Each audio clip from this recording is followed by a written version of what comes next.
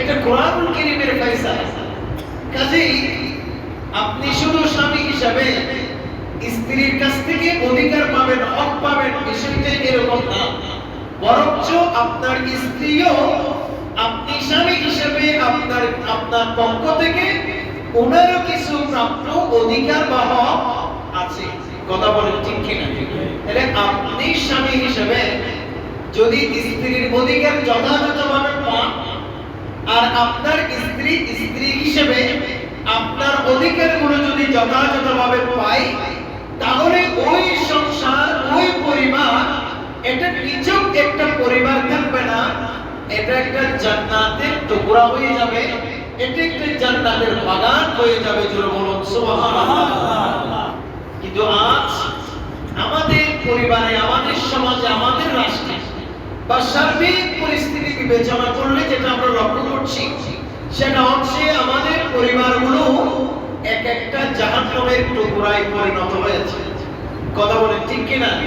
এমনও অসংখ্য পরিবার আছে, স্বামী স্ত্রী একই করে বসবাস করছে, স্বামীর সাথে স্ত্রী, স্ত্রীর সাথে স্বামী, কথাবার্তা নাই, দেখাশোনা নাই, 5 বছর 10 বছর। একটু জোরে বলবেন না নাউজুবিল্লাহ। স্বামী স্ত্রীর সাথে মিল মোহাব্বত না, এর কথাবার্তাই নেই। তাহলে এগুলি কেন?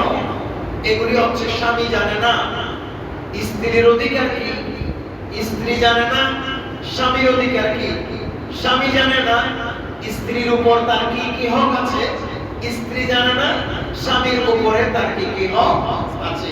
যার ফলশ্রুতিতে আমাদের সংসার, আমাদের পরিবার, আমাদের আজকের সমাজ ব্যবস্থা দিন দিন অধঃপতনের দিকে চলে যাচ্ছে এবং দিন দিন মারাত্মক আকার রূপ ধারণ করছে।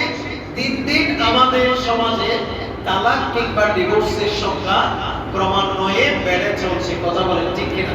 এজন্য এগুলি থেকে আমাদের পরিত্রাণ পাইতে হলে আমাদেরকে কোরআন সুন্নাহ ভিত্তিক জীবন ব্যবস্থা গঠন করতে হবে। আল্লাহ তাআলা যেন আমাদেরকে তৌফিক দান করেন, বলেন আমিন।